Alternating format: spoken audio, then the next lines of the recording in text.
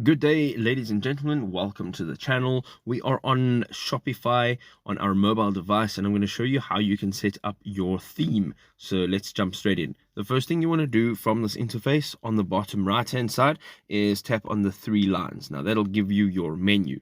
Now from here you can go ahead and you can see that there's a sales channel, and you are going to tap on the online store, and this is where you actually get to manage everything about the look and feel about your store.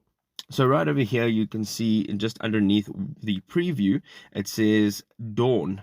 And this is now actually the theme. So you can go ahead and tap on manage all themes. And right over here, you will get to actually define what sort of theme you are using for your Shopify store. So you can see over here, the current theme is Dawn, and you can actually go ahead and tap on the add theme underneath the theme library. And so you can now check out the theme store just by tapping on visit theme store. Here you can see that they have redirected you to their theme store on your browser. And you can see now you can choose through whichever theme you would like, literally just by tapping on the actual theme itself. And there you go. You can now choose a theme that is more accustomed to your needs and your Shopify store specifics.